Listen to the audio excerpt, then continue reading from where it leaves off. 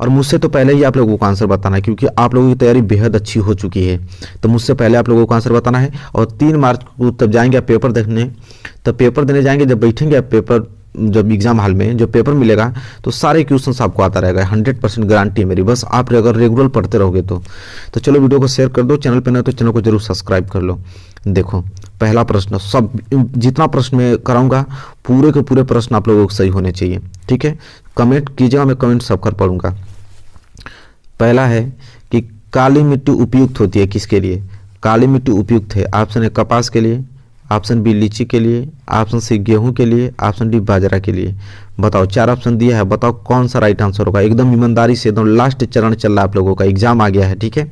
और 3 मार्च को आप लोगों को पूरे क्वेश्चंस करके आने हैं, ठीक है। 20 में 20 ऑब्जेक्टिव क्वेश्चन। तो काली मिट्टी उपयुक्त है किसके लिए? तो मेरे प्यारे बच्चों कपास के लिए। तो जितने बच्चों ने ऑप्शन ए दिया है उनका आंसर बिल्कुल 100% सही है, ठीक है। चलिए, तो ये भी प्रश्न क्लियर हो गया। देखो अगला प्रश्न, आंसर देने के लिए बिल्कुल तैयार रहिएगा आप लोग।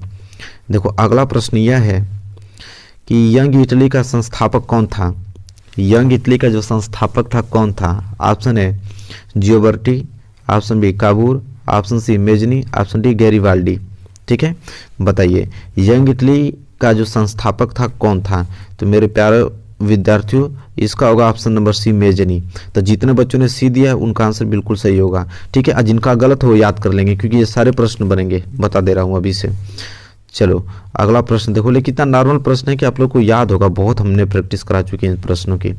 देखो तीसरा प्रश्न है कि फ्रांस में गणतंत्र की घोषणा किस वर्ष हुई? फ्रांस में गणतंत्र की घोषणा किस वर्ष हुई? ऑप्शन 1815, 1830 में, कि 1848 में, कि 1871 में। बताओ। देखो मेरे प्यारे विद्यार्थी, इस प्रश्न में बहुत लोग कंफ्यूज होते हैं। देखिए एक होता है स्थापना और एक होता है घोषणा। तो देखिए घोषणा पहले होगा तभी तो स्थापना होगा।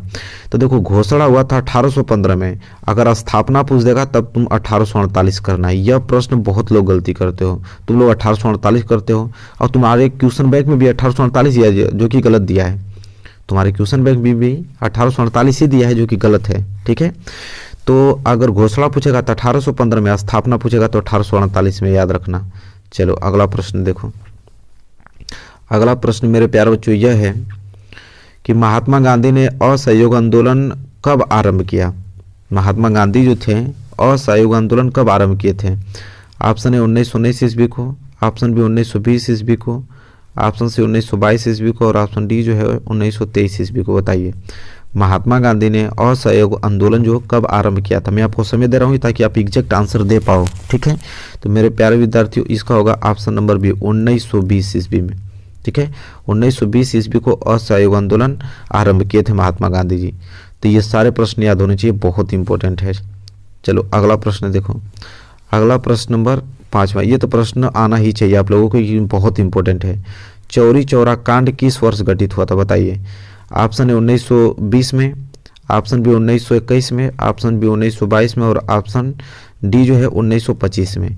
तो 4 ऑप्शन पढ़ दिया। बताइए चौरी चौरा कांड किस वर्ष घटित हुआ? मैंने एक ट्रिक बताया था आप लोगों को। देखिए चौरी चौरा दोनों सेम है ना, तो इसमें देखो कौन से मिल रहा है, 22 मिल रहा है, तो यही राइट आंसर होगा 1922 में। तो चौरी चौरा जो घटना हुई थी किस वर्ष घटित हुई? तो 1922 ईस्वी में, याद रखना, बहुत ज़्यादा इंपॉर्टेंट है। चलो अगला अगर हम बात करें तो अगला प्रश्न देखो 6। प्रश्न नंबर 6 है कि संयुक्त राष्ट्र संघ की स्थापना कब हुई थी? ऑप्शन है 1945 में, ऑप्शन बी 1920 में, ऑप्शन सी 1942 में, और ऑप्शन डी 1947 में। बताओ संयुक्त राष्ट्र संघ की जो स्थापना हुई थी कब हुई थी? बहुत इंपॉर्टेंट प्रश्न है। तो मेरे प्यारे विद्यार्थियों ऑप्शन नंबर है 1945। जितने बच्चों ने ए दिया उनका आंसर बिल्कुल सही है। काउंट करते रहना कितना सही हो रहा है आप लोगों का, ठीक है। तो संयुक्त राष्ट्र संघ की स्थापना कब हुई? 1945 में। देखो अगला प्रश्न मेरे प्यारे विद्यार्थियों, अगला प्रश्न यह है कि संयुक्त राष्ट्र संघ का मुख्यालय कहाँ पर स्थित है? बताओ। ऑप्शन है Washington, option B Geneva, option C New York, और ऑप्शन डी ऑस्ट्रिया। तो देखिए संयुक्त राष्ट्र संघ का मुख्यालय जो है वहाँ पर न्यूयॉर्क में स्थित है। कहाँ पे? न्यूयॉर्क में। मतलब ऑप्शन सी जो है इस प्रश्न का राइट आंसर हो जाएगा, ठीक है। याद रखना, बहुत लोग जिनेवा करते हैं, नहीं नहीं, संयुक्त राष्ट्र संघ का मुख्यालय न्यूयॉर्क में है, याद रखना, भूलना मत। अगला प्रश्न देखो। अगला प्रश्न 8वां क्या है? बहुत प्यारा प्रश्न आ गया कि चाय की खेती के लिए कौन सी मिट्टी उपयुक्त है? ऑप्शन ए लाल मिट्टी, ऑप्शन बी जलोढ़ मिट्टी, ऑप्शन सी पर्वतीय मिट्टी, ऑप्शन डी लेटराइट मिट्टी। बताओ क्या होगा राइट आंसर कि चाय की खेती के लिए कौन सी मिट्टी जो है उपयुक्त मानी जाती है। तो मेरे प्यारे विद्यार्थियों ऑप्शन नंबर डी पे क्लिक करना, लेटराइट मिट्टी। ठीक है, तो जितने बच्चों ने डी दिया है उनका आंसर बिल्कुल 100% उनका आंसर क्या है, सही है। चलो आगे बढ़ते हैं, अगला प्रश्न देखो। अगला प्रश्न मेरे प्यारे विद्यार्थियों यह है कि निम्न में कौन अजैवीय संसाधन है। ठीक है, बताना है कि कौन अजैवीय संसाधन है। ऑप्शन ए चट्टाने, ऑप्शन बी पशु, और 2 ऑप्शन नीचे छिपा हुआ है, ऑप्शन सी पौधे, और ऑप्शन डी जो है वो है मछलियाँ। बताना है कि अजैवीय संसाधन कौन है इसमें से। तो साफ साफ दिख रहा है इसमें कि ऑप्शन नंबर ए चट्टाने। चट्टाने जो है अजैवीय संसाधन है। ठीक है, तो जितने बच्चों ने ए दिया उनका आंसर बिल्कुल सही है मेरे प्यारे विद्यार्थियों। आगे देखो, अगला देखो, अगला प्रश्न बताओ कि निम्न में से कौन सा संसाधन पुनः चक्रीय है। पुनः चक्रीय संसाधन पूछ रहा है, लोहा, पवन ऊर्जा, ज्वारीय ऊर्जा की पशुधन। ठीक है, निम्न में से कौन सा संसाधन पुनः चक्रीय है। ठीक है, तो देखो पुनः चक्रीय यहाँ पे है तो हो जाएगा आपका लोहा। लोहा जो है वो आपका पुनः चक्रीय संसाधन है। ठीक है, चलिए आगे देखते हैं अगला प्रश्न। देखो जितने बच्चों ने ए दिया उनका आंसर बिल्कुल सही है। और प्रश्न नंबर 11, ये तो बहुत ही हर साल देता है एग्जाम में कि भूमि एक यहाँ पे भरना होता है संसाधन है, मतलब भूमि एक कैसा संसाधन है। तो भूमि एक प्राकृतिक संसाधन है, कि भूमि एक मानव निर्मित संसाधन है, कि भूमि एक सौर ऊर्जा से निर्मित संसाधन है, कि भूमि एक, इनमें से मतलब कोई नहीं है। बताओ। तो मेरे प्यारे विद्यार्थियों ऑप्शन नंबर ए, जितने लोगों ने क्लिक किया उनका आंसर सही है, क्योंकि भूमि एक प्राकृतिक संसाधन होता है। ठीक है, चलिए आगे बढ़ते हैं और अगला प्रश्न देखते हैं। देखो प्रश्न नंबर 12। प्रश्न नंबर 12 यह है कि पंजाब में भूमि निम्नीकरण का मुख्य कारण क्या है। पंजाब में भूमि निम्नीकरण का मुख्य कारण क्या है। ऑप्शन ए गहन खेती, ऑप्शन बी वनोन्मूलन, और ऑप्शन सी अधिक सिंचाई, ऑप्शन डी अति पशुचारण। बताइए पंजाब में भूमि निम्नीकरण का जो मुख्य कारण है इनमें से क्या कारण है। तो मेरे प्यारे विद्यार्थियों ऑप्शन नंबर सी। तो जितने बच्चों सी पे क्लिक किया उनका आंसर सही है, अधिक सिंचाई। ठीक है, चलिए आगे बढ़ते हैं और अगला प्रश्न देखते हैं। प्रश्न नंबर 13 क्या है, सलाल बांध किस नदी पर बना है। बहुत इंपॉर्टेंट प्रश्न है। सलाल बांध किस नदी पर बना है। ऑप्शन ए महानदी पे, ऑप्शन बी चिनाब नदी पे, ऑप्शन सी सतलुज नदी पे, और ऑप्शन डी कृष्णा नदी पे। बताओ सलाल बांध जो है वो किस नदी पर बना है मेरे प्यारे विद्यार्थियों, बहुत इंपॉर्टेंट है। तो इसका हो जाएगा ऑप्शन बी चिनाब नदी पे। किस नदी पे, चिनाब नदी पर बना है।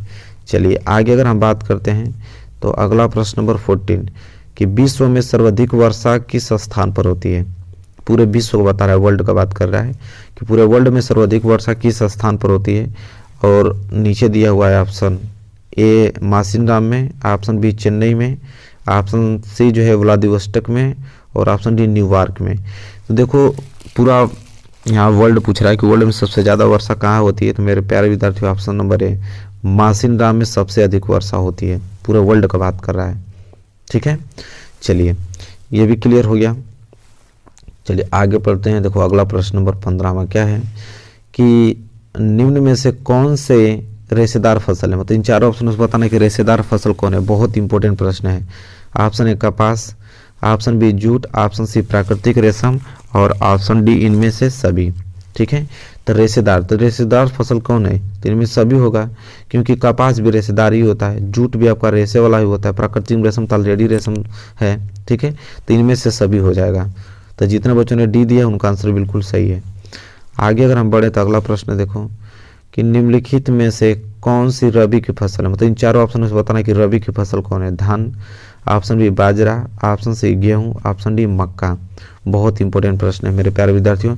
रबी की फसल पूछ रहा है तो सिंपल आप गेहूं पे क्लिक करोगे क्योंकि गेहूं रबी की फसल होती है। ठीक है, चलिए आगे बढ़ते हैं। अगला प्रश्न देखो, प्रश्न नंबर यहाँ पे 17 कह रहा है कि भूदान आंदोलन किसके द्वारा आरंभ किया गया। जो भूदान आंदोलन था वो किसके द्वारा आरंभ किया गया। Option A Mahatma Gandhi, option B Jawaharlal Nehru, option C Vinoba Bhave, option D Indira Gandhi. Important प्रश्न है। तो देखो भूदान आंदोलन किसके द्वारा आरंभ किया गया। तो मेरे प्यारे विद्यार्थियों ऑप्शन सी। जितने बच्चों ने विनोबा भावे पे क्लिक किया उनका आंसर बिल्कुल सही है, काउंट कर लीजिए अपना। चलिए आगे बढ़ते हैं प्रश्न नंबर 18 की तरफ। देखिए प्रश्न नंबर 18 यह है कि कोरबा प्रसिद्ध है। बहुत इंपॉर्टेंट यह प्रश्न है। कह रहा है कि कोरबा जो है प्रसिद्ध है किसके लिए।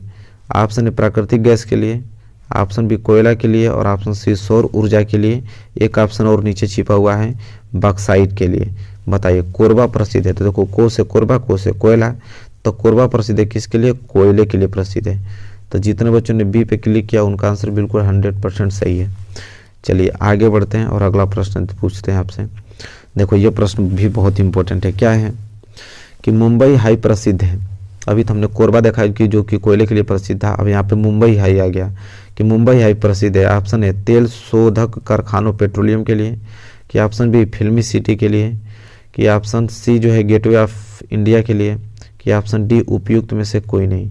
मुंबई हाई प्रसिद्ध है, बहुत इंपॉर्टेंट प्रश्न है मेरे प्यारे बच्चों, याद कर लेना इसका। इसका राइट आंसर होगा ऑप्शन नंबर ए पे, तेल शोध कारखानों के लिए प्रसिद्ध है। ठीक है, मुंबई हाई। चलिए तो क्वेश्चन नंबर 19 भी हो गया। क्वेश्चन नंबर 20वां देखो क्या है। क्वेश्चन नंबर 20वां मेरे प्यारे बच्चों यह है कि निम्नलिखित में से किस वस्तु का निर्यातक भारत नहीं, मतलब किस वस्तु का निर्यात भारत नहीं करता है।